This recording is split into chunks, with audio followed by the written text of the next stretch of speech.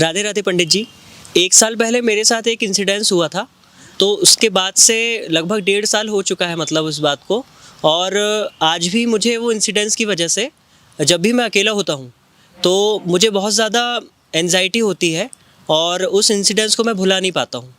तो ऐसे टाइम पे मैं क्या करूँ? मुझसे मेडिटेशन भी नहीं होता है, ना ही मैं योग कर पा रहा हूँ, ना किसी चीज़ पे फोकस कर पा रहा हूँ।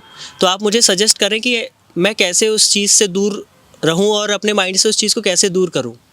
जब भी कुछ बुरा हो जाए आपके जीवन में और बहुत टाइम तक वो डराने लग जाए आपको, तो टाइम आ चुका है कुछ अच्छा क्रिएट करने का, उस मेमोरी को रिप्लेस करने के लिए। और दूसरा जो आपने पूछा कि मुझसे मेडिटेशन नहीं हो पाता, दरअसल किसी से नहीं हो पाता मेडिटेशन। बातें सब करते हैं पर सबको शुरुआत में बहुत चैलेंजेस आते हैं। योग, मेडिटेशन छोड़ दो, जिम नहीं जा पाते लोग, ठीक है। मेडिटेशन तो बहुत बार है, उसमें तो अपने आप से लड़ाई युद्ध करना है। तो आपको ये वही बात हो गई, जब हम तैयारी करने जा रहे हैं किसी कॉम्पिटिटिव एग्ज़ाम की या स्कूल में जा रहे हैं, तो सबसे मोटी बुक उठा ली हमने, सबसे कठिन वाली। जब भी हम ऐसा करेंगे, हम लाइफ के किसी भी क्षेत्र में ये बात अप्लाई होती है आपके, जब भी आप एकदम टफ से स्टार्ट करते हैं, एकदम कठिन चीज़ से स्टार्ट करते हैं, तो आपका इंटरेस्ट ख़त्म हो जाता है उसमें से। इसीलिए हमेशा कहा जाता है कि स्टेप बाय स्टेप चलना है आपको, ठीक है।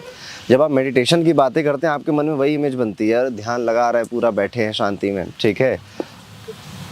बट दरअसल आपको बहुत स्टेप बाय स्टेप चलना पड़ता है। मेडिटेशन में लोगों को सालों लग जाते हैं, तब जाके उनको वो ठहराव या वो अवेकननेस उनकी लाइफ में आती है। और इसके लिए आप शुरुआती पलों में बस इतना कर सकते हैं। सबसे आसान फॉर्मेट है, साउंड ऑफ साइलेंस की प्रैक्टिस कर सकते हैं, जिसमें आपको आपके दिमाग में जो साउंड बज रहा होता है बस उस पर ध्यान देना होता है। इंटरेस्टिंग काम भी बहुत है, क्योंकि साउंड बड़ा अलग अलग बजता है दिमाग में हमारे। दूसरा चीज़ है, आप निद्रा योग को ट्राई कर सकते हैं। ये ऐसा योग है जो आपको सोते समय करना है। जब आप सो जाते हो, अब सोना किसे नहीं पसंद है, सो गए और उसके बाद ध्यान हो रहा है, सोचिए कितनी इंटरेस्टिंग चीज़ है, मेहनत है ही नहीं इसमें। तो आप इन छोटे छोटे स्टेप से शुरुआत कर सकते हो और कई सारी हैप्पी मेमोरीज क्रिएट करिए, ताकि बैड मेमोरीज को रिप्लेस कर सकें।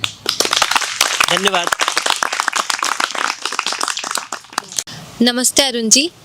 मुझे ये जानना था कि आजकल हम देख रहे हैं कि कितना डिप्रेशन हो रहा है लोगों में, कितने स्ट्रेस्ड लाइफ हो रही है उनकी, कहीं ना कहीं नेगेटिव थॉट्स आने लग गए हैं लोगों में। तो हम हमारी लाइफ में पॉजिटिविटी कैसे बना के रखें, मतलब हम अपनी मेंटल हेल्थ को कैसे मैनेज करें? अगर आप डिप्रेशन के केसेस को देखेंगे, तो जितने भी लोग बहुत बड़ा कदम ले लेते हैं डिप्रेशन के थ्रू अपनी लाइफ में, कहीं ना कहीं वो खुल नहीं पाए किसी के सामने, ठीक है। और इसमें आम इंसान भी हैं और कई केसेस आपने सेलिब्रिटीज़ के भी सुने होंगे।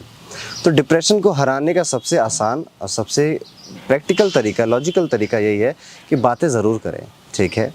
आपको लग सकता है कि क्या मेरी बात कोई समझेगा या नहीं समझेगा, पर लोग समझेंगे, क्योंकि कहीं ना कहीं जिस सिचुएशन से आप गुजरते हैं, कोई ना कोई कभी ना कभी गुजरा हुआ होता है। तो बातें करनी बहुत ज़रूरी है, लोगों से अपने थॉट्स एक्सप्रेस करने बहुत ज़रूरी हैं, अपना दिल दोस्तों के सामने खोलना ज़रूरी है, नहीं तो फिर डॉक्टर खोलेगा आपका दिल। सो मेरा तो यही मानना है कि अगर आपको डिप्रेशन से छुटकारा पाना है तो आपको बातें करनी चाहिए। और अगर आप ध्यान से देखोगे भी ना, तो ग्रामीण इलाकों में, रूरल एरियाज़ में बहुत ज़्यादा डिप्रेशन के केसेस नहीं आते जितना अर्बन या मेट्रो सिटीज़ में आते हैं, क्योंकि यहाँ पे अर्बन सिटीज़ में हर कोई अपनी लाइफ में बिजी है, ठीक है। हर कोई अपने आप से मतलब रख रहा है, किसी को पता ही नहीं पड़ोसी को कि दूसरे के घर में क्या हो रहा है, ठीक है। और जहाँ पे गांव में ऐसा बिल्कुल कल्चर नहीं है, वहाँ पे हर कोई जानता है कि बगल वाली मौसी की बिटिया घर में क्या हो रहा है, ठीक है। तो ये नेचर है, इसको आप समझ सकते हैं। तो बातें करनी चाहिए और अपने जीवन में कम से कम एक आदमी तो ऐसा कमाना चाहिए आपको, जो हर कदम या बिना आपको जज किए, बिना किसी थॉट को लाए, आपकी बातें सुने और आपको समझाए। अगर हम अपने आप से भी खुश रहना सीख गए या अपने आप से ही बातें करना सीख गए, हमने सॉलिट्यूड को एंजॉय करना सीख लिया, तो हमें फिर शायद दूसरों की ज़रूरत भी ना पड़े। तो हर कृष्ण के पास एक सुदामा होना चाहिए और हर दुर्योधन के पास एक कर्ण भी होना चाहिए। Thank you. राधे राधे अरुण जी। मेरा क्वेश्चन है कि in our generation, our younger generation, we believe in knowing the person before getting married to them, so we rely upon live in relationships, but still even in metro cities उसका काफ़ी oppose किया गया है। तो what's your views on that? Okay, live in relationship या फिर शादी, अगर देखा जाए लिव इन रिलेशनशिप क्या है, आप हस्बैंड वाइफ की तरह रहते हो, पैसे एक साथ खर्चे करते हो, काम एक दूसरे के साथ बांट लेते हो। शादी भी यही है, डिफरेंस एक चीज़ का है, कमिटमेंट का, ठीक है, कि आप कमिटमेंट से डरते हो, ठीक है। अदरवाइज डिफरेंस क्या है?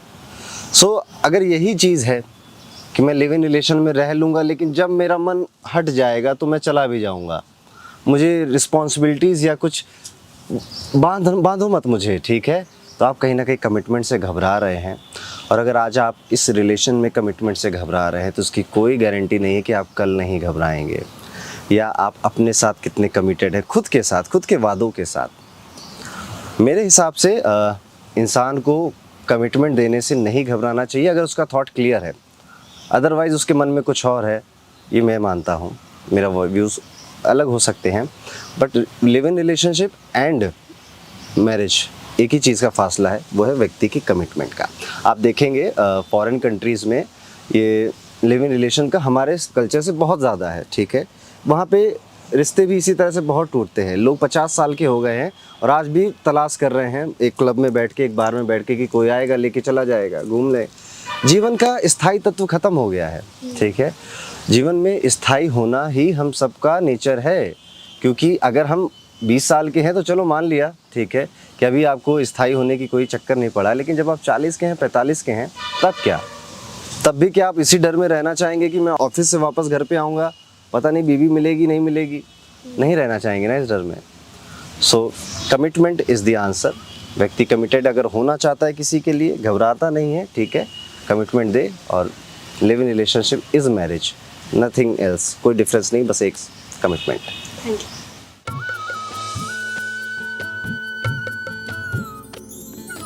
सर्वधर्म संगम, धर्म के सच्चे प्रहरी।